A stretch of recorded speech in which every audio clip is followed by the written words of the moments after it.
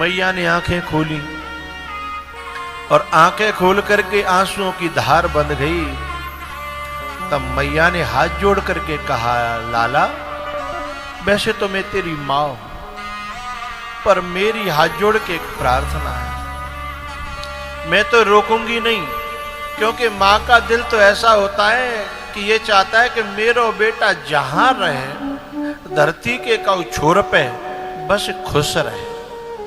मेरी जो भगवान ते प्रार्थना है, मेरी दुआ है, तू जहां रहे खुश रहे। मैं तो रोकूंगी नहीं, मेरा लाला राजा बनेगो, पर मेरी एक प्रार्थना है। बोले हाँ मैया। बोले मुझे एक कष्ट सताता है, एक दुख देता है, एक बात मुझे दुख देती है। क्या? बोले तेने एक दिन में ही मटकी फोड़ दी और मोए बात पे गुस्सा आ गई, और गुस्सा आ गई तो मैंने तू पूरे दिन बांध के रखो, भूखो प्यासो। तो बादना की जब याद आ जाती है तो मेरा कलेजा फटने लगता है, रोने लगता है कि ऐसा मैंने जिन हतन ते क्यों करो। जब भी मैं उस बात को याद करती हूं तो मेरा मन बहुत दुखी होता है। तू मोते यूं कह जा कि मैया मैंने तू क्षमा कर दी, तो शायद मेरे मन को तसल्ली हो जाएगी। ये माँ का कलेजा होता है भैया।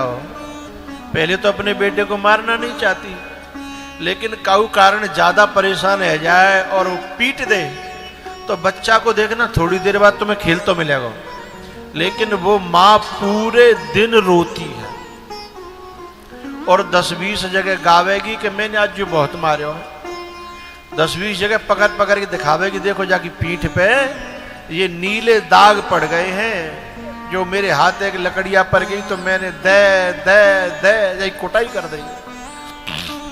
अब बालक ना रो रहा, लेकिन माँ का कलेजा रो रहा है। भगवान मैया कहती है बेटा तू मोते कह जा कि मैंने तू क्षमा कर दी। भगवान बोले मैया कैसी बात करती है तू? अरे तेरे बांधवे में जो सुख मिलो वो सुख मुझे कहूं आज तक नहीं मिलो। मैं तो जब जब जा दुनिया में अवतार लूं तेरो ही बेटा बनूं और तेरे ही आंगन में खेलूं और तू मुझे बांधे और मैं बंधूं, ये तो मेरे दिल की बड़ी इच्छा है। तू भाई मन मेलो मत करे, मुझे कोई कष्ट ना भयो, मुझे तो बड़ा सुख मिलो तेरे बांधवे में। कितना निर्मल और पावन है माँ बेटे का नाता। 9 मास गर्भ में धरती उस माँ को शीश झुकाता। बेटा कोई माँ से रूठे, माँ 100 बार मनाए। यदि माँ बेटे से रूठे उसे कौन मनाए। यदि माँ बेटे से रूठे उसे कौन मनाए। जा धरती पे जितने भी रिश्ते हैं वो स्वार्थ से जुड़े हैं, लेकिन एक माँ ऐसा रिश्ता है जो स्वार्थ से नहीं जुड़ा है। इंसानों की तो बात छोड़ो, तुम पशुओं को देखो, पंछियों को देखो, गैया जी कोई आस थोड़ी है कि जो करे खवावे को है, लेकिन दूध प्यावे के ले कभी देखना गैया को दूध निकालो तो पेट ऊपर कर लेगी, दूध खींच रही है ऊपर है कि मैं बेटा को रहना चाहिए, मैं बछड़ा को रहना चाहिए, मेरी बछिया को रहना चाहिए। करे खवावे को का है, क्योंकि ये रिश्ता निस्वार्थ है। जब कोई बेटा परदेश में होता है और घर छुट्टी आने वाला होता है तो वो घर पे फोन करके सबसे पूछता है कि मैं यहाँ कश्मीर में हूँ। पत्नी से पूछेगा क्या ले आऊं, वो बता देगी ये ले आना। बच्ची बोले ये ले आना, बहन तेरे लिए क्या लाऊं, बोले भैया ये ले आना, भैया होगा छोटो का लाऊं, बोले ये ले आना। लेकिन जब फोन माँ के कान पे जाता है और वो पूछता है माँ मम्मी मुझे छुट्टी मिली है, मैं 15 दिन के लिए आ रहा हूं, 6 महीने बाद आ रहा है, बता तो काजे का लाऊं, कोई डिमांड आपको मिलेगी नहीं। एक ही बात कहती है कि 6 महीना तो तू दे क्यों ना है, और मेरा मन बहुत बेचैन है, और तू ही मेरा सुख है, तू ही मेरी मिठाई है, तू ही मेरा श्रृंगार है, तू ही मेरा शांति और सुख और आनंद है, तू जल्दी आ जा और मैं तो देख लूंगी, मेरा सब दुखड़ा दूर रह जाएगा, मेरा मन भर जाएगा। ये है माँ का दिल।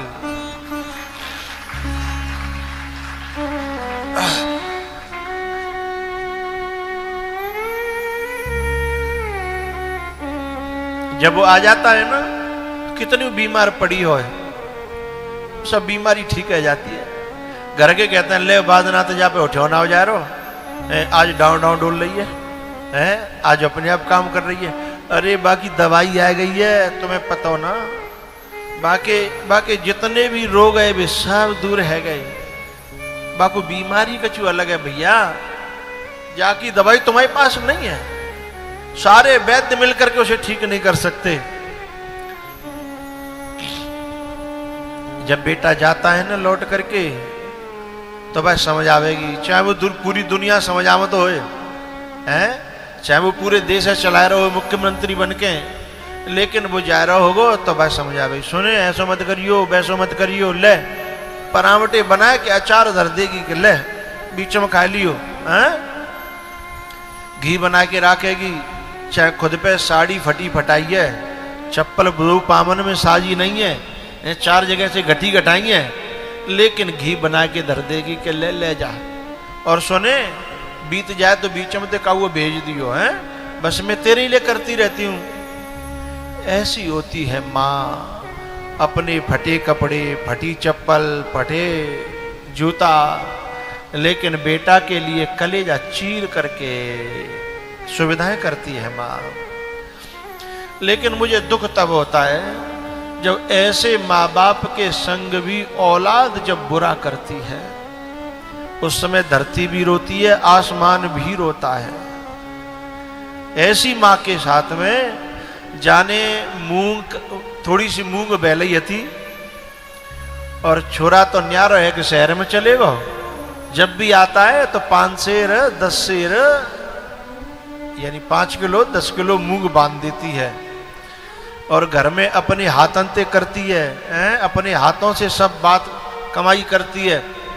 लेकिन बात छोरा पे जब ये नहीं बनता कि जाने में 5 किलो 10 किलो मूंग दे दी है, तो भाई 1500 रुपया बाकी हाथ पे धर जाए। और का कहता है नालायक कि मैंने सबरो खेत छोड़ रखो मैया काजे, मैंने सबरो खेत छोड़ रखो है मैया काजे, जैसे खेत है जेई लेके आयो ऊपर ते, माँ को तो कुछ हतो नहीं हो, जाने छोड़ रखो है ना, तो ऐसे कपूतों से ये ध्यान रखना, ये धरती बोझिल हो जाती है, ये समाज बोझिल होता है, ये धर्म बोझिल होता है। माँ का दिल तो कभी बोझिल नहीं होता, माँ तो ऐसे कपूत पे हमेशा कृपा रखते हैं। मैंने ऐसी ऐसी माताएं देखी हैं कि कोई बहू ऐसी आ गई कि जो पूरा हिसाब किताब रखते हैं, शहर में रहती है अथवा गांव में ही रहती है न्यारे में, और बेटा को माँ के पास नहीं आने देती बहू, तो माँ को पता चल जाए तो माँ क्या कहती है कि बेटा तू मेरे पास मत आओ कर, तो ते कलेश करते हैं ना वो, कोई बात ना है, मैं तो देख लेती हूँ, तू सवेरे सवेरे जाता है ना, दूर से ही देख लेती हूँ। सोचना जिसने अपना दूध पिला करके कोख से जन्म दिया हो, बड़ा किया हो, और भैया देखवे के लिए माँ तरस जाए जा बहू के कारण, समझना वो बहू भी आगे चल करके किसी भी कीमत पे सुखी रहने वाली नहीं है, क्योंकि वो माँ का कलेजा है, वो माँ का कलेजा है। किसी के कलेजे को छीन करके और तू सुखी रहना चाहती है, अरे विधाता भी उतर के आ जाए उस मां को, उस बहू को कभी सुख नहीं दे पाएगा। एक दिन का भयो, एक बड़ी बूढ़ी मैया बीमार रह गई। फरीदाबाद की बात है, गांव में रहती थी, फरीदाबाद ले गए बालक। तो वो लड़का जो था ना, लड़का और बहू थोड़े स्वार्थी थे। इलाज कराए दो, छोड़वे को समय नहीं रहो। तो बड़ी बूढ़ी मैया मई रह गई, महीना 15 दिन। एक दिन अभी पार्टी में जा रहे, मैया बोली बेटा मऊ ले चलो है। बोले तू क्या करेगी, मां बेइज्जती करावेगी। तो बोले वाह तो ना है, जे ना है तो ना है, कोई बात नहीं। बोले फिर मऊ कछु खावे को। तो वो बहू बोली मैंने चावल उबाल के रख दिए हैं और वो दाल बना लेना। अब वो बोली बेटा मुंह पे गैस चलाए वो तो आमत ना है, मैंने तो सदा गावन में चूल्हे पे रोटी करी और मोजा गैस ते डल लगा तो है। तूने कहा जल्दी, मैंने कहा दाल बना जाता, दाल चावल खा लूंगी, शाम को फिर देख लेंगे। तो बहू ने नालायक ने कह दी कैसो हम अचार धरे और मिर्च को चावल में मिला के पीस हाथे और खा लियो। जी बात नाती ने सुन ली। अच्छा, नाती का और दादी का बहुत प्यार रहता है मेरे हिंदुस्तान में। एक बार के लिए बेटा अपनी मां से दूर होने की बात सोचेगा, लेकिन नाती जो है ना, नाती ने जी बात सुन ली। लेकिन वो बोली कि बेटा मिर्च को अचार बीत गो। दादी ने देखे अचार, तो अचार बीत गो। तो बहू कहती है कि सुने बगल में मंदिर है, 9 दुर्गा चल रही है, भंडारो चल रहा वहां चली जाइयो हो। तो बूढ़ी मैया बेचारी बाप न तो पूड़ी चवे है और न बाप ज्यादा मिर्चन को साग खायो जाए, लेकिन कछु बोली नहीं। बोले ठीक है बेटा तुम चले जाओ। रो सकती है, क्योंकि बेटा ध्यान रखना भैया, जो आदमी कछु कह तो नहीं हो, सिर्फ रो जाए हमारे कर्मों के कारण, उसे परमात्मा भी सुखी नहीं कर पाएगा। क्योंकि रोने वाले जो होते हैं ना, जो कुछ कह नहीं पाते, उनकी सताई हुई आत्मा को परमात्मा देखता है। अब वो छोड़ गए। अब जब पार्टी में गए, लौट के आ रहे, तो वो नाती कहता है मम्मी से, मम्मी जब मैं बड़ा हो जाऊंगा तो बड़ा मकान बनाऊंगा, कोठी बनाऊंगा लंबी चौड़ी। बोले अच्छा बेटा तेरे इरादे बहुत अच्छे हैं। बोले मैं कोठी में ही एक मंदिर भी बनाऊंगा। बोले मंदिर, आहा मेरा बेटा कितना धर्मात्मा है, कहने लगी। बोले बेटा मंदिर क्यों बनाएगा, पूजा करने के लिए? बोले नहीं। बोले जब मैं बड़ा हो जाऊंगा, जब मैं पार्टी में अपनी पत्नी के साथ जाऊंगा, तो तुम मेरी मम्मी हो, तुम्हें भंडारे में जाना पड़ेगा खाने के लिए, तो घर में ही मंदिर बनवाऊंगा, उसी में भंडारा चलेगा, तो तुमको वहां जाके खाना पड़ेगा। वो कहती है नहीं नहीं बेटा ऐसा नहीं सोचते, मैं तेरी मम्मी हूं। तो उस नाती ने बड़ी प्यारी बात कही कि वो मेरी दादी भी मेरे पापा की मम्मी है माँ, वो भी तो मम्मी है? वो कोई आसमान से टपकी है का है? और वो बच्चा रो पड़ा। बोले मम्मी जब तुम मेरी दादी को दुख देती हो ना, तो मेरा बहुत कलेजा दुखता है। ऐसे नातियों को मैं बहुत साधुवाद देता हूँ, धन्यवाद देता हूँ। वह ने अपनी मम्मी की आंखें खोल दी। बोली बेटा आज के बाद ये गलती नहीं होगी, सॉरी, आज के बाद ये गलती नहीं होगी। माँ का दिल ना दुखा,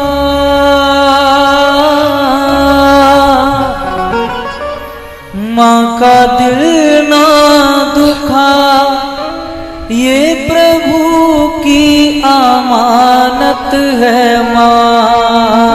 अभी अभी एक दिन अखबार में निकला था कि बेटा फांसी खा के मर गया। मैं उन बहुओं से कहना चाहता हूं कि जब मालूम पड़ा कि वो बेटा फांसी खा के क्यों मरा, तो पता है वो इससे परेशान था कि मां की बात माने तो पत्नी धमकी दे रही है, मां की बात माने तो पत्नी धमकी दे रही है, और यदि पत्नी की बात माने तो उसकी मां का कलेजा जब दुखता है तो बेटे का कलेजा भी फट रहा था। और उसने अति कर दी और यहां तक कहती थी क्या तो मैयो के संग रह ले के मेरे ही संग रह ले। क्यों भैया शादी जई के लिए करती है मां अपने बेटे की, है कि बहुआ करके जे करे क्या तो अपनी मैयो के संग रह ले के मेरे संग रह ले, हैं? तो बाने बेचारे ने जब कैसू कम से कम 8 साल बाने तालमेल बैठावे की कोशिश करी, और जब नहीं बैठा पायो तो बाने चिट्ठी में लिखी कि मैं सारे देश की बहुओं से और माताओं से प्रार्थना करता हूं कि बेटे को मेरी तरह कोई फांसी पे मत चढ़ाना, हो सके तो बहू समझ ले और हो सके तो मां समझ ले। ऐसा चिट्ठी लिख करके जब वो फांसी पे झूल गया, अब रोते रोते जिंदगी कटेगी उन दोनों की। क्या बेटा लौट के आ जाएगा? क्या पति लौट के आ जाएगा? तो मैं दोनों से प्रार्थना करता हूं, इन नए नए बच्चों को डिप्रेशन हो रहा है, नए नए बच्चे फांसी खा रहे हैं, नए नए बच्चे नशा कर रहे हैं। उसका एक कारण ये भी है कि बेचारो माँ की माने तो बोले मैयो को सो, और यदि बहू की मां ने मजबूरी है बाकी, क्योंकि मां ने इतनी कानून और कायदा सीख लिए हैं, वो चाहता है कैसे घर में शांति रहे, तो बेचारा वो हार के भी मानता है। लेकिन माँ कभी कभी कहती है, लाला जादना ते ते ब्याह भयो का तादना ते तू बेटा रहो ना। अब बेटा के मन पे का बीतेगी, समझते हो इस बात को? है जब माँ कहती है तू मजनू है, रो मजनू, तो बेचारे को कलेजा फटता है। तो जब वो 8 साल तक जो उसका पेशेंस बोल गया, धैर्य डोल गया, झिक गया भीतर से, सहन शक्ति खत्म हो गई, तो उसने अपने आप को फांसी के तख्ते पर जला दिया। तो मेरा बहुओं से कहना है कि पतिव्रता का मतलब आज इतना ही समझ लो तुम कि किसी के कलेजे से किसी के कलेजे को दूर करोगे तो परमात्मा तुम्हारे जीवन में शांति नहीं रहने देगा। तो माँ का भी दिल दुखाते हैं, अपने पति का भी दिल दुखाती हैं, ऐसी बहुओं को कोई सुख शांति प्राप्त होने वाली नहीं है। माँ का दिल ना दुखा, माँ का दिल ना दुखा, ये प्रभु की अमानत है माँ, माँ का दिल ना दुखा। एक बालक मोते बोलो, गुरुजी ऐसो देवता बताओ जो सबसे जल्दी खुश हो। कृष्ण भगवान है कि राम जी हैं कि दुर्गा मैया है कि सूर्य भगवान है कि ब्रह्मा जी है, कौन सा देवता है? मैंने कि बेटा जिन देवतन के लिए तो जन्म जन्म तपस्या करनी पड़ती है। एक देवता जिंदो और तेरे ही घर में है, यदि काऊ बात पे तोते नाराज है जाए, बाको नाम माँ है, काऊ बात पे तोते नाराज है जाए तो दूसरे दिन जाके देखियो मनो मनायो बैठे होगो और जो कहेगो मैं तो इंतजार कर रही थी कि मेरा बेटा आए रहो होगा। तू ने किसी सी बात को बुरा मान गो है? तू मेरो बेटा, मैं तेरी माँ है, तू मेरी नेक्सी बात को बुरा मान गो। जितना जल्दी माँ मन जाती है कभी पत्नी के साथ देखना है, पता चल जाएगा नाराज होने के बाद मनाना कितना कठिन होता है? ऐसो देवता है माँ। वो तुझको पाला है जिसने बड़े प्यार से, तेरा नाम भरा उसने किरदार से, तुझको पाला है उसने बड़े प्यार से, तेरा नाम भरा उसने किरदार से। नन्ही सी जान पर नन्ही सी जान पर बन के साया रहे वो है माँ, माँ का दिल ना दुखा, माँ का दिल ना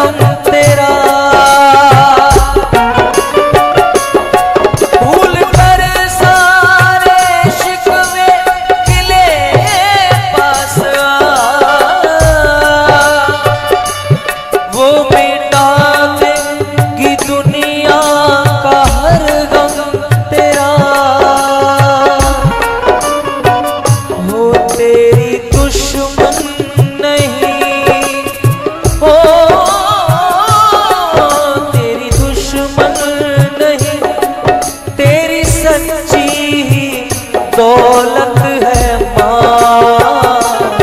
माँ का दिल ना दुखा।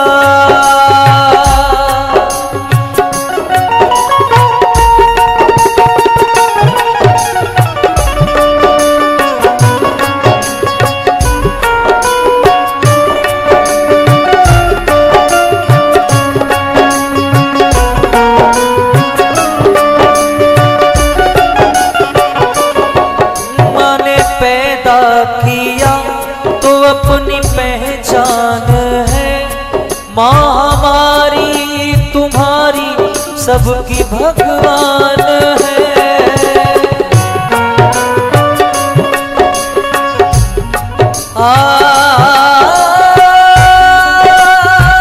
माँ बच्चों की चाह होती है, वो होते किस्मत वाले जिनके माँ होती है।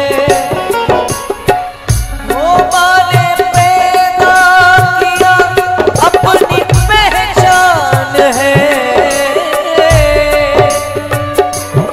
माँ हमारी तुम्हारी सबकी भगवान है। सब्र जिसका जमाने में हो, सब्र जिसका जमाने में मशहूर है, वो है माँ। माँ का दिल ना दुखा।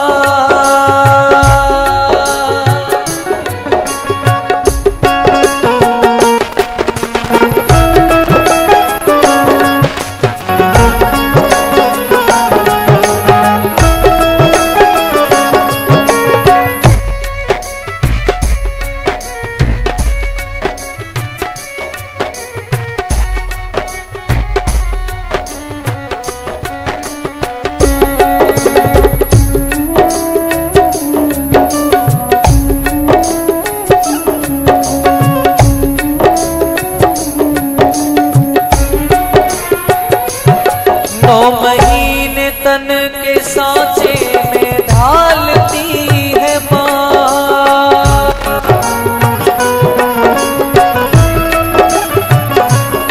9 महीने तन के सांचे में ढालती है माँ। फिर जन्म देती है और पालती है माँ।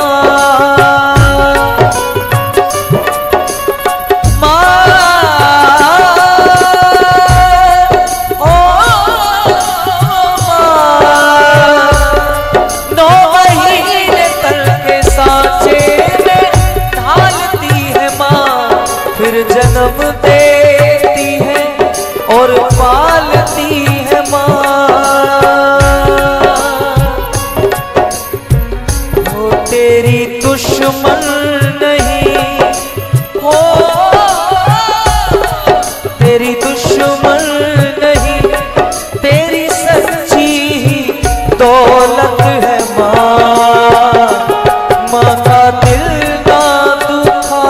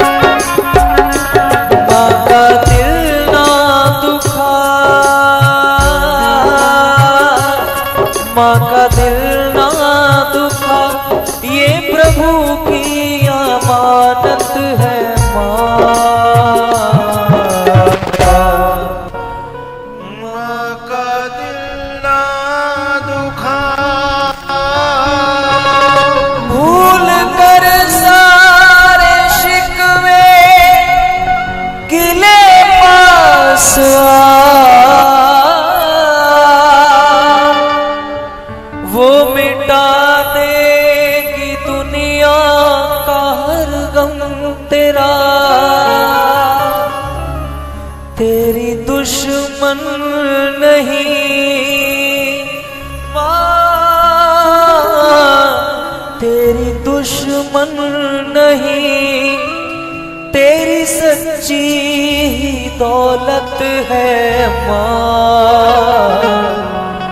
माँ का दिल ना दुखा। एक बात बताऊं, माँ बद्दुआ तो कभी देना जानती ही नहीं है। माँ सिर्फ दुआ देती है और उसकी दुआ को कभी परमात्मा भी फेल नहीं कर सकता। लेकिन जो लोग दुआ लेना नहीं जानते हैं वे इस दुनिया में कंगाल रह जाते हैं। बाहर से भले ही उन पे पैसा दिखाई दे पर वो भीतर से कंगाल हो जाते हैं। जब रावण मरा और जब मंदोदरी आई, माँ की और पिता की और बड़े बूढ़ों की दुआओं की बात बता रहा हूं। रावण ने दुनिया को सताया, अपने माँ बाप को भी दुख दिया, दीन दुखियों को दुख दिया रावण ने। जब वो मरा और मंदोदरी आई तो मंदोदरी के आने पर राम जी ने एकदम खड़े हुए और प्रणाम किया। माँ, मैं इनको मारना नहीं चाहता था पर मैं मजबूर हो गया, मुझे मारना पड़ा। नहीं नहीं राम, मैं कोई शिकायत करने नहीं आई, मैं ये देखने आई हूं कि ऐसा तुम्हारे पास कौन सा बल था कि मेरे इतने बलवान पति को, मेरे इतने बलवान कुनबा को, मेरे कुंभकर्ण जैसा देवर, मेरा मेघनाथ जैसा बेटा और रावण जैसा पति और एक तपस्वी ने, एक जंगल में रहने वाले ने बिना सेना बुलाए, बिना सेनापति हैं और केवल बंदर भालुओं के साथ से खत्म कर दिया। मैं ये देखने आई कि तुम्हारे अंदर ऐसा क्या है, तो मैं वो दर्शन करने आई थी। बोले देख लिया? बोले हाँ देख लिया। तब बताती है मंदोदरी कि एक मेरा पति था जो एक नारी को खींच करके ले आया और एक तुम हो कि दुश्मन की नारी को भी उठ करके प्रणाम कर रहे हो। ये मैंने तुम्हारे अंदर देखा। जो माँ की कदर करना जानता है, जो नारी की कदर करना जानता है। मेरे पति के साथ दुनिया भर की बद्दुआएं थीं, वो ले गईं। इतना बलवान होते हुए भी, बोला करो, इतना धनवान होते हुए भी, और एक तुम हो कि जिसके पास कुछ नहीं है, न सेना है, न सेनापति है, न पैसा है, न कुछ और है, पर तुम्हारे पास दुआएं हैं, तुम्हारी माँ की दुआएं हैं, तुम्हारे पिता की दुआएं हैं, तुम्हारे समाज की दुआएं हैं। ये दुआएं तुम्हारा साथ दे रही हैं। नहीं बंदरों का संग लेकर के कोई रावण को जीत ले? मंदोदरी कहती है रीछों का और भालुओं का संग पा करके ये तो मेरे राक्षसों के लिए ये नाश्ता थे हैं, और जिनके बल पे आपने और इतने बड़े सम्राट को मारा, खत्म कर दिया। मैं उसके दर्शन करने आई थी। जो कहता है कि माँ की दुआ कुछ नहीं है, जो कहता है कि माँ की दुआ कुछ नहीं है, इस जमाने में उसको मिला कुछ नहीं है, खाक हो जाता है वो। इसलिए इस देवता को जिसने पूज लिया, जिसने सेवा कर ली, वह व्यक्ति महान बन जाएगा। उसके पास कुछ न हो तो भी विजेता बन जाएगा। और जो इन दुआओं को न ले पाया, वो भले ही रावण जैसा धनपति हो, बलवान हो, बुद्धिमान हो, तो भी उसे बुरी मौत मरना पड़ेगा। यहां तक कहूंगा कि कुत्ते की मौत। बोले रावण की भी कुत्ते की मौत थी। जब मंदोदरी आ रही थी ना, क्या देखा उसने? एक जंगल का, जिसे गौदुआ कहते हैं, गीदड़ कहते हैं, वो कुत्ता रावण की खोपड़ी को खचेर करके ले जा रहा था। कौन देखती है? मंदोदरी। कि कुत्ता और खचेर करके ले जा रहा है। ये देख करके जो सिर किसी के सामने झुकाना नहीं चाहता था, इतना अहंकार था, और आज उसी खोपड़ी को कौन खींच के ले जा रहा है? एक गीदड़, एक कुत्ता है। तो जो अपने बड़े बूढ़ों के सामने, जो अपने बुजुर्गों के सामने, जो अपने माता पिता के सामने जो खोपड़ी झुकी नहीं है, कभी नहीं आपने सुना होगा कि प्रातः काल उठ के रावण ना क्या आता है, ये प्रातः काल उठ के रघुनाथ, ही मात पिता गुरु नावहि मात। इनमें कितने बच्चे जानते होंगे इन तरीकों को दुआ लूटने के? अरे भैया माँ तो कहू ना के तू मेरी सेवा कर, माँ तो जो कहते ना मेरे पास बैठ ले, बोल ले, बतरा ले, मेरे पास बैठ के रोटी खा ले, इतने में ही खुश हो जाती है। और इतनो जो नहीं कर पावे बिना तो कहू भार कुआ में गिर के मर जानो, बे पूत नहीं है, बे कपूत है, कपूत। कितना मांग रही है, ने के मेरे पास बैठ ले, ने मेरे पास बोल ले, ने के बतरा ले, यही चाहिए केवल है। तो प्रातः काल उठ के रघुनाथ, मात पिता गुरु नावहि मात। ये कहो मैया की बच्ची खो गई है, वो खड़ी है जाए। प्रातः काल उठ के रघुनाथ, ही मात पिता गुरु नावहि मात। जो कहता है मां की दुआ कुछ नहीं है, इस शब्द को याद कर लीजिएगा।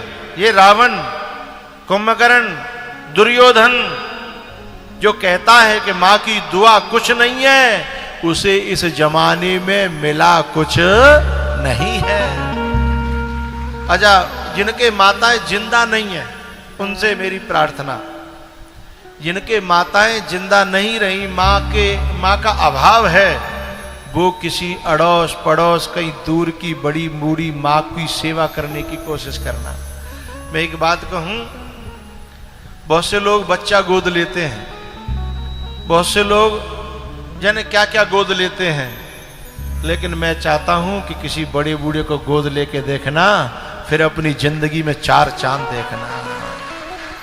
किसी बड़े बूढ़े को गोद ले, क्योंकि बड़ा बूढ़ा भी बच्चा होता है, और बड़े बूढ़े को ज्यादा जरूरत है सेवा वारे की, बच्चा को जरूरत न बच्चा रोगी है और न बच्चा में कोई सहारे की जरूरत है, वो तो किलोल करता है। यदि जरूरत है तो बड़े बूढ़ों को जरूरत है, उन्हें दवाई की जरूरत है, उन्हें उठावे बैठावे की जरूरत है, उनसे प्यार करने की जरूरत है, उनसे हंसने बोलने की जरूरत है। मैंने कुछ ऐसे बड़े बूढ़ों के साथ क्षण बिताए हैं, मैं आपको बताऊं, और वो मुझसे कुछ नहीं मांगते थे, बस वो कहते थे कि वो आए रहेगा। मैं महात्मा होने के बाद की भी बात बता रहा हूं और पहले की भी बात बता रहा हूं। वो आए रहेगा, मैं कुछ नहीं करता था, मेरे पास 1-2 बड़े बूढ़ों की सेवा करने का मौका मिला है, जैसे ही मैं जाता उनकी खुशी का ठिकाना नहीं रहता, केवल जाने मात्र से, और फिर मैं थोड़ा सा सिर लगा करके मूड से मूड लड़ा करके थोड़ा सा उदम कर लेता। तो वे बड़े बूढ़े कहते, देख ले मोते बेजार की तरह लड़ रहे, बेजार की तरह हैं। जब ऐसा कह करके उन्होंने प्राण छोड़े ना, तो वो दुआओं से भर करके गए कि मेरी जीवन में बल्ले बल्ले हो गई, बल्ले बल्ले हो गई। जब उन बड़े बूढ़ों के पास में जाता ना, तो मेरे पैरों की आवाज से वो पहचान लेते थे, हैं? बोले आ रहो है, बिजार आ रहो मोते लड़ेगो, बिजार आ रहो मोते लड़ेगो, हैं? कितने खुश करने के तरीका हमारे पास हैं बड़े बूढ़ों को खुश करने के। अरे संसार में और का वो खुश करके देखियो, खवा खवा के मर जाओगे, हैं? बाकी बाद में भी चूना लगा दिया जाएगा तुम्हें।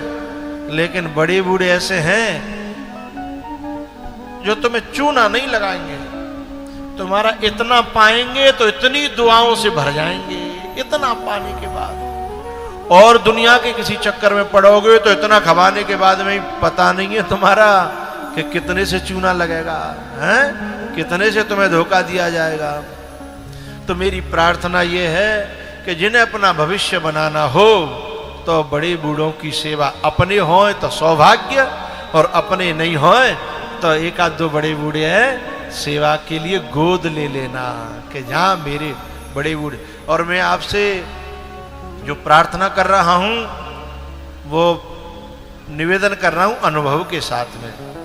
जो कहता है कि माँ की दुआ कुछ नहीं है उसे इस जमाने में मिला कुछ नहीं है।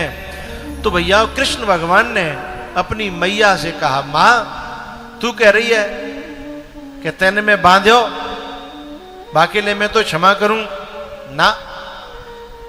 माँ का तो इतना बड़ा ऋण होता है। माँ भगवान कह रहे हैं कि यदि बेटा चमड़ी की जूती बनवा करके माँ को आजीवन पहरावे तो भी उसका कर्ज चुकने वाला नहीं है। संत भगवान बैठे हैं, संत भगवानों से मैं वार्तालाप कर रहा हूं। एक डॉक्टर मेरा शिष्य, वह डॉक्टर से अचानक एक दिन ऐसी बात छिड़ गई। वो बोलो कि महाराज जी, गुरु जी, ये जितने भी माँ होती हैं ना, इन माँओं का जिस समय बच्चा पैदा होता है ना, उस समय ये माँ इतने बड़े दर्द से गुजरती है कि वो दर्द किसी पुरुष के ऊपर आ जाए तो वो बचेगा नहीं।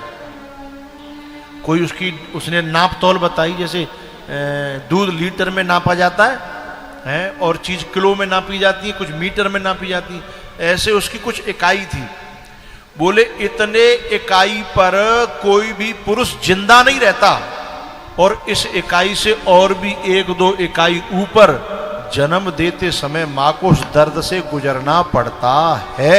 अब सोचिए, इतना कष्ट झेलने के बाद तो फर्स्ट इंप्रेशन, फर्स्ट टाइम में ही हमने कष्ट दिया उसको, और बाकी बाद जो सताया वो अलग है, पालने में सताया वो अलग है, बिस्तर गीले करे वो अलग है, बाकी बार नोचे वो अलग है, चलती सभा में कभी गोदम लेके गई और रोए के बाको अपमान करे हमने, सब लोग देखने लगे, बेचारी शर्म आ गई। और लोग कहते हैं यार लेके जाना पल्लंगू, कौन है फटकार मिली, तू तो रोयो और फटकार मिली। तू तो जेब न देख रहा हो कि मेरी माँ कहाँ बैठी है, कैसे लाई है, कैसे चुप करेगी। चौरे मैदान में है, बस में चढ़ी और रो चालू कर दो, सब लोग बाकी तरफ देख रहे हैं, बेचारी कहाँ जाए। इतने कष्ट है गिनाए नहीं जा सकते। इतने कष्ट देने के बाद में भी वो इतना प्यार करती है। ऐसी वफा, ऐसी वफादारी दुनिया में तुम्हें कहीं भी मिलने वाली नहीं है। और उसका बदला यदि बेवफाई से दिया तो ध्यान रखना, न इस लोक में सुख मिलेगा और न उस लोक में सुख मिलेगा। मैया ने भगवान को कलेजे से लगाया और फिर भगवान रथ पर बैठे और फिर पहुंचे हैं मथुरा। बोलो बाल कृष्ण भगवान की। मथुरा में अब जो लीलाएं होंगी उन लीलाओं को कहेंगे हम लंच के बाद।